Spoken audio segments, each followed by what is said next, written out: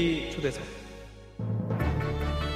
안녕하세요. KTV와 복지TV, KBIC가 함께 만들어가는 이창훈의 포피 초대석 이창훈입니다. 지난 시간에 이어서 두 교사, 시각장애 교사들을 모셨습니다. 양만석 교사, 김홍혁 교사. 안녕하세요. 네, 안녕하십니까. 네, 반갑습니다. 저희가 지난 시간에는 좀 더 학교 이야기, 또 개인적인 실명 이야기, 교육 철학 이야기를 나눠봤는데 오늘 이 시간에는 좀 더 개인적인 이야기들, 사례 중심으로 좀 재미있고 또 의미 있는 시간 만들어 갈 텐데 괜찮으시죠? 네, 네, 좋습니다. 네, 알겠습니다. 양만석 선생님도 이제 보행교사로, 이류교사로 오랫동안 활동하셨으니까 재미난 이야기들 많을 것 같은데요. 좀 해주세요. 재미난 얘기보다는 처음에 학교 가가지고 네. 왜 학생들한테 이렇게 처음에는 조금 할 줄 알았거든. 근데 아이들한테 정이 아주 확 들은 계기가 있었어요. 궁금하네요. 네. 학교 들어간 첫 해였어요. 첫 해였는데 이제 뭐 이것저것 해가면서 교육도 하고 이제 그러는데 그게 아마 중학교 2학년이었을 거예요. 그 반이. 네. 근데 보행이라 그러면 그 반이 14명인데 다 못 데리고 나가거든. 그렇죠. 몇 사람, 한두 사람 이렇게 서너 사람 이렇게 데리고 나간단 말이죠. 네. 그런데 수업하고 끝나고 와보니까 그 중에 원래 평소에 내 수종 있던 아이가 쓰러져가지고 병원에 입원을 했더라고. 그러니까 안전사고가 난 거야, 이른바. 네. 그래가지고 그 이튿날인가 그 다음날인가 무슨 그 신문기자가 전화가 왔어요. 그래서 그 보행 담당하고 있냐고 그렇다고 그랬더니 그러면 그 안전사고에 대해서 좀 인터뷰를 하겠다고. 그래. 그래서 그럼 그러자고. 근데 수업 시간에 방해받을 수 없으니까 한 7시나 8시 그때 일찍 만나서 하자. 그랬지. 일찍. 네네. 그렇게 하자고 약속을 했는데, 학교를 내가 그때 길이 좀 막혀서 8시에 갔나 그랬어. 기다려도 안 와요. 안 와요? 안 와. 그래서 이상하다. 한참 있었는데 수업 시간이 됐는데도 연락이 없었어. 난 좀 수업은 하면서 이제 어떻게 된지 모르겠다. 그러니까 그 반을 가봐서. 네. 갔더니 사실은 그날 아침에 기자가 나보다 오히려 그 생각을 한 거야. 직접 교사를 만나면 뭔가 얘기를 많이 만들어 놨을 거고, 걸릴 수 있겠다고 봐서 학생들을 먼저 만나보자 해가지고, 이 기자는 아마 7시 조금 넘어서 먼저 기숙사 와서 학생들을 만났던 것 같아. 그래갖고, 쭉 물어보니까, 우리 선생님이요, 원래 보행할 때 서너 사람밖에 못 데리고 나가니까, 나머지 교용이한테는 저 능목 있는 나무 그늘에서 조용하게 가만히 쉬고 있으라고 그랬는데, 얘가 그냥 우리도 모르게 멋대로 가가지고 계단에서 떨어졌어요. 그 반 아이들이 그랬단 말이지. 네. 그러니까 이 기자가 교사를 만나봤자 무슨 특별한 얘기가 없겠다 싶으니까 그냥 가버렸더라고. 말하자면 흔히들 문제가 생기면 좀 시달리게 될 그 부분을 학생들이 미리 차단을 해버린 거예요.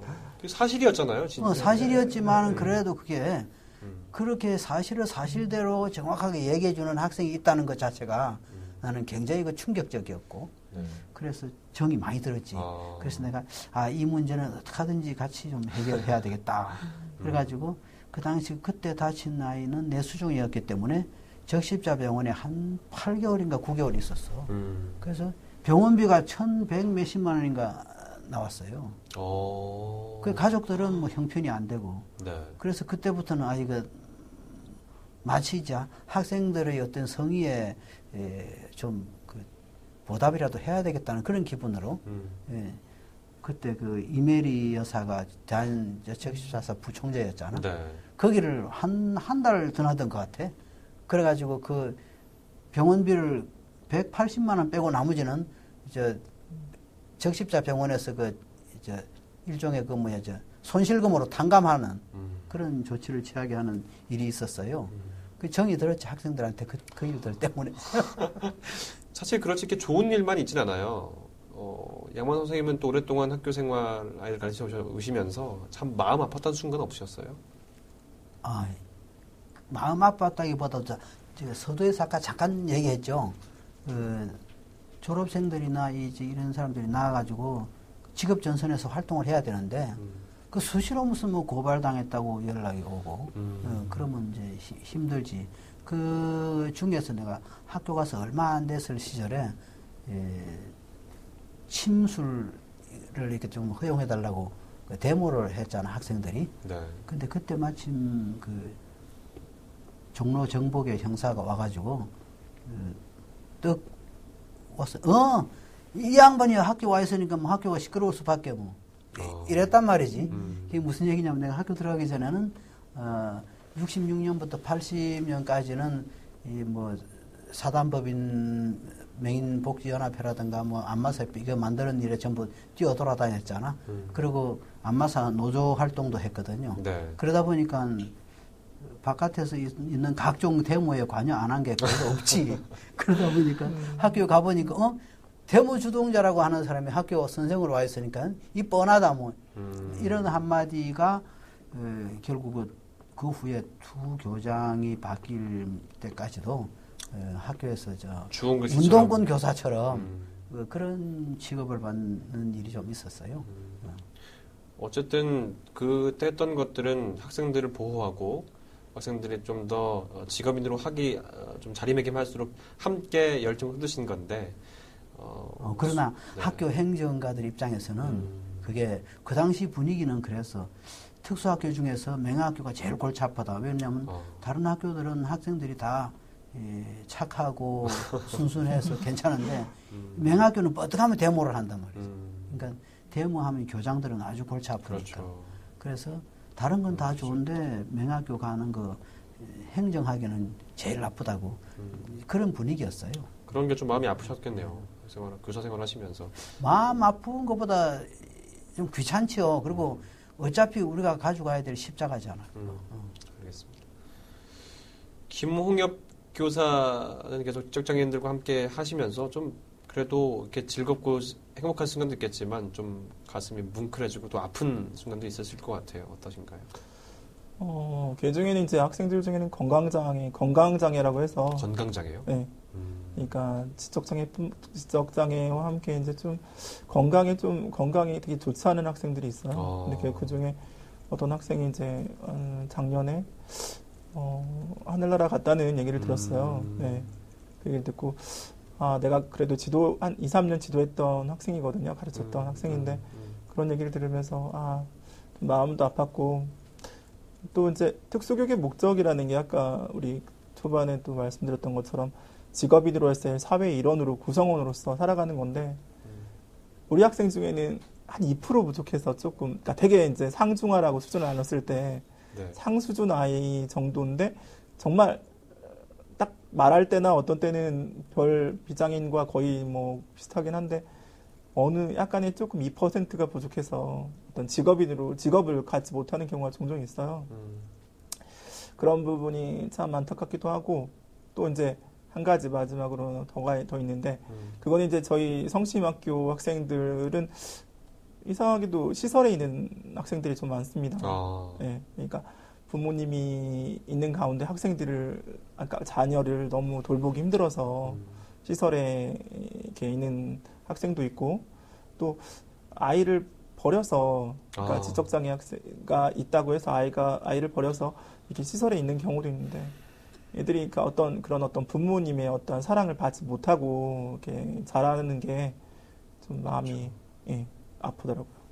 장애란 이유로 버림을 당한 맞죠? 그 네네. 부분은 누가 생각해도 참 아프고 그렇지 않나 생각을 하게 됩니다. 두 분의 학교 이야기 또 잠깐 사례들을 나눠봤는데 이번엔 좀 더 가볍기도 하면서 좀 더 무겁기도 한 다양한 좀 개인적인 이야기 더 나눠보도록 하겠습니다. 두 분 다 이제 교사로서 다양한 활동들을 좀 또 교사회 활동도 해오셨고 또 해오고 계시고 또 양만석 선생님은 또 대무 주동자로 불릴 만큼 굉장히 열성적으로 활동을 하시는데 또 뭐 앞장서서 활동하고 있는 부분들 그런 노력들을 계속 해오고 계신데 좀 안 힘드세요? 어떠세요? 양만석 선생님은 그런 이렇게 활동하는 부분들이 지치거나 그러진 않으셨어요? 별로 그런 거 모르겠는데. 워낙 열정이 많으신 선생님이시라. 네. 지침이 지금 말씀도 지치 않으시는 것 같은데 알겠습니다. 김홍엽 선생님은 그러면 교사회 활동을 하고 계시잖아요. 네. 뭐 어떠세요? 지치거나 이러지 않으세요? 제가 이제 집이 천안에 있다 보니까 이제 보통 대부분 이제 서울에서 모임을 많이 하게 돼. 그래서 한 달에 한 2번 정도 서울에 올라가게 돼요. 이런 부분이 있긴 한데 일단 이제 저희 교사의 어떤 그 선생님들을 볼 때마다 느끼는 부분이 이제 교사회라는 게 그 시각장애 학교에 있는 그 의료교사 선생님들을 제외한 그러니까 특수학교 그다음에 일반 학교 선생님들이 대부분이신데요. 네. 이분들 이 교사회가 만들어진 취지가 뭐냐면 그 이런 어떤 비장애인 사회에서 이렇게 교사로서 하는 역할에 있어서 이렇게 좀 어려움을 서로 나누고 또 이제 수업의 노하우나 또 생활도 있어서 그런 어떤 기술들을 서로 나누는 공간인데 선생님들마다 이렇게 가끔씩 그 자기 학교에서 이렇게 학생들을 가르치거나 또 이제 또 관리자로부터의 어떤 좀 안 좋은 그런 그 대우를 받았거나 그랬을 때 좀 마음이 아픈 경우가 많았습니다. 네. 이 교사회는 정보와 의견을 교류하는 장이네요. 그렇죠. 최근 들어서는 정보 의견뿐만 아니라 이제 공립학교 교사들에게는 아직까지 보조공학기기가 지원되지 않고 있습니다. 네네네. 그러니까 보조공학기기뿐만 아니라 이제 저같이 이제 전맹 시각장애인 교사에게는 아무래도 눈을 대신할 수 있는 보조 교사가 필요합니다. 근데 현재 그래서 그런 부분이 아직 전국 시도교육청에 다 이렇게 돼 있지 않아서 예, 시각장애가 있음에도 불구하고 보조공학기기도 없고 또 어떻게 보면은 이제 보조 인력도 없고 해서 이렇게 근무하는데 좀 어려움을 많이 호소하는 경우도 있습니다. 참 보조공학기기를 저는 왜 주지 않는지 사실 이해가 잘 안 가거든요. 그분들에게 그거 필요한 부분들인데 이게 이제 아무래도 네. 그 최근에는 이제 지방자치제다 보니까 또 이제 각 시도교육청이 관할하는 저희들은 이제 시도교육청으로 나눠지잖아요. 그렇죠. 그래서 이게 시도교육청의 어떤 그 재량에 따라서 교육부에서는 아무리 보조공학기기를 지원을 하라고 이렇게 그 권고를 하더라도 그 시도교육청에서의 그게 따르는 게 있기 때문에 이게 또 의무가 아니라 권고사항이기 때문에 예, 그런 부분 또 이렇게 예산이 좀 드는 부분이기 때문에 아마 그런 것 같습니다. 알겠습니다. 현재 근무하고 있는 다른 장애 교원들, 교사들에게 이런 철학들은 좀 같이 공유했으면 좋겠다 이런 부분들은 없는지 어떠세요, 김홍범 선생님은요? 이제 아무래도 제도적인 부분은 앞으로 이제 사회의 그런 법적인 제도나 그런 것들은 계속 그 진보되어 가고 있고 좋아지고 있습니다. 근데 이제 제가 이제 신규 교사들을 보면서 느끼는 부분은 뭐였냐면 이제 저희들이 맹학교라는 어떤 틀 안에서 맹학교라는 틀은 정말 그 시각장애인들에게 정말 어떻게 보면 보금자리와 같은 존재지 않습니까? 네, 편한 곳이기도 하고 정말 지팡이 없이도 다닐 수 있는 곳이기도 그렇죠. 하고. 네. 근데 이제 그런 어떤 맹학교를 벗어나서 처음에 대학교를 왔을 때 느끼는 그런 어떤 어려움, 어색함, 네. 또 비장애인과의 어떤 그런 대인 관계. 그러니까 사회생활을 하면서 이제 교사로서 사회생활을 하면서 느끼는 부분도 어떠한 그런 그 대인 관계, 사회적인 어떠한 대인 관계가 부족한 경우가 많더라고요. 그래서 어떤 동료 교사와의 관계를 좀 더 신경 쓸 수 있는 그런 어떤 사회적 기술을 많이 갖추고 사회에 나왔을 때 동료로부터 인정받았을 때 그 사람이 그 어떤 한 조직 사회의 어떤 조직원으로서 인정받는 거라고 그렇죠. 생각합니다. 네. 그래서 일단 사회에 나오기 전에 어떤 그런 대인 관계에 대한 어떤 그런 부분들을 좀 더 이렇게 감안을 했으면 하는 생각이 듭니다. 참 많은 이야기들을 두 분과 해왔는데 이제 마무리를 해야 될 시간이 온 것 같습니다. 몇 가지 질문 딱 던지고 이제 방송 마무리할 텐데요.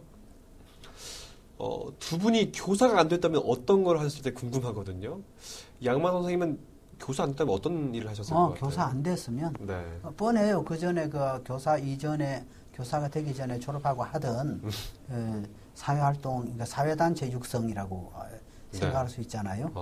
그 일을 자원봉사로 했을 거고 이제 생활을 위한 수단이 이제 소위 그 직업잡이라고 네, 직업이죠. 네. 그거는 지압 안마 이거 했겠죠. 이해를 했을 거다. 알겠습니다. 김홍엽 선생님은 어떤 일들을 꿈꿨을 것 같나요? 솔직히 이제 제가 만약에 교사가 안 됐다면 사회복지 쪽에 관련된 일을 했을 것 같습니다. 그러니까 그래도 이제 그러니까 당사자주의, 그러니까 내가 장애가 있기 때문에 그러니까 장애인의 어떤 마음을 좀 더 잘 이해할 수 있고 또 특히 시각장애가 있기 때문에 시각장애인들에 대한 어떤 그런 어떤 복지 부분에 대해서 좀 더 많은 이해를 할 거라고 생각해서 아마 사회복지 쪽에서 일을 하지 않을까 하는 생각이 듭니다. 알겠습니다. 두 분 교사라서 행복하셨나요? 어떠셨어요? 양문 선생님 어떠셨습니까? 예, 행복했어요. 한번 단답으로. 김홍엽 선생님 어떠세요? 지금 계속 교사 활동을 또 해가고 계시는데 행복하신가요? 저는 일단 행복합니다. 좀 더 제가 더 잘하고 더 잘 알 수 있는 그런 나름의 비전이 있거든요. 그러니까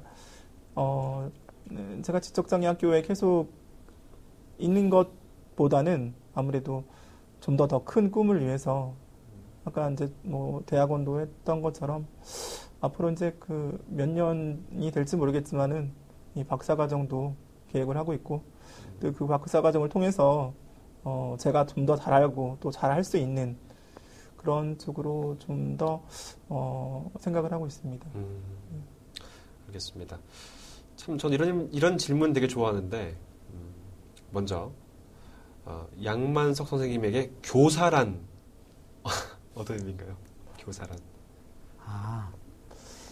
나는 교사라는 문제를 옛날에 우리 선생님들한테서 그런 얘기를 들었고 그랬어요. 교사란 학생들하고 줄다리기 하는 사람이다. 줄다리기요? 네. 그래서 줄다리기 해가지고 그 누구의 힘을 가장 많이 만드느냐. 그러니까 줄다리는 늘 밀고 당기고 그러잖아요. 그러니까 긴장을 유발해야지. 그렇죠. 그러면서 이제 줄다리기 자체가 그게 그렇게 큰 어려운 건 아니잖아. 뭐 재밌게 해야 되는 거지. 그러니까 줄다리기를 재밌게 다치지 않고 하면서 그때그때 그 순발력을 여기는 이제 육체적인 순발력, 정신적인 순발력 다 같이 키워나가야지. 그렇게 해서 영육을 계속 개발해 나가는 그런 활동이다 이렇게 보는 거예요. 교사란 줄다리기 하는 사람들, 줄다리기다. 교사와 학생과의 관계. 알겠습니다. 그러면 똑같은 질문 던지겠습니다. 김홍엽 선생님에게 교사란? 교사란 삶의 선배이다. 선배다. 네. 아무래도 이제 교사라는 어떤 그런 어떤 호칭을 떠나서 그들보다 좀 더 먼저 살아온 사람으로서 삶에 있어서의 어떤 정말 그 희노애락 또 이렇게 기쁠 때 나누고 슬플 때도 나누고 좀 더 그렇게 할 수 있는 어떤 삶의 어떤 그 등대와 같은 그런 비춰야 된다. 그런 부분이 가장 중요한 것 같습니다. 그래서 학생들이 그 빛을 보고 따라올 수 있는 그런 존재가 교사라고 생각합니다. 알겠습니다. 자, 이제 방송을 마무리해야 될 것 같은데요. 이 방송을 시청하시는 분들에게 목표 또는 이제 하고 싶은 말씀 한 말씀 해주시면 좋겠습니다. 먼저 양만석 선생님 한 말씀 해주시죠. 우리가 일생을 살면서 있죠. 언제 어떤 일을 겪을지 아무도 모르는 거예요. 그러니까 매 순간순간이 결국은 가장 절실한 그런 시간이거든요. 그러니까 어떤 큰 꿈이나 이런 걸 갖는 것보다는요, 다시 못 올 이 시간을 성실하게 보내자. 그런 생각을 하시면 결국은 인생을 실패하지 않는 사람이 되지 않겠냐. 그런 생각을 늘 해봅니다. 네. 김홍엽 선생님 한 말씀 해주시죠. 삶의 목표요? 삶의 목표든 시청자들에게 한 말씀. 네, 같이. 이제 저에게 가끔씩 그 교사를 꿈꾸는 대학생이나 교사를 꿈꾸는 시각장애인들이 연락을 옵니다. 과연 시각장애인이 교사로서 어떻게 생활할 수 있는지. 최근 추세가 아무래도 시각장애 학교에 근무하기보다는 어떤 일반 학교에 근무하는 상황이 추세라서 아무래도 어떠한 그런 궁금한 점이 되게 많은 것 같습니다. 장애는 결코 그 장애로 인해서 자기의 꿈을 접을 수는 없습니다.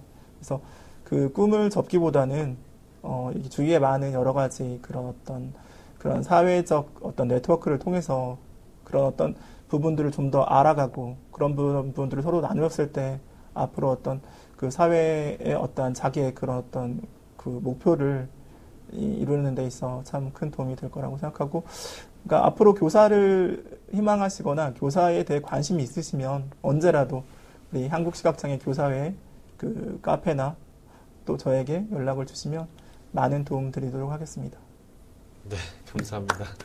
이렇게 두 분과 함께 나누면서 참 쉽지 않은 일들, 또 누군가 해야 하는 일들을 잘 해오셨고 또 앞으로 열심히 해 가실 거라는 그런 기대감과 함께 응원을 보내드립니다. 2회 동안 즐거운 이야기, 또 때론 슬픈 이야기, 또 때론 해야 할 이야기들을 진솔하게 나눠주신 두 분 정말 감사합니다. 오늘 고맙습니다. 고맙습니다. 네, 두 분의 시각장애 교사들과 함께 나눴던 이창훈의 포피초대석 13회, 14회 여기까지입니다. 저는 다음 주 금요일 오전 10시에 다시 뵙겠습니다. 고맙습니다.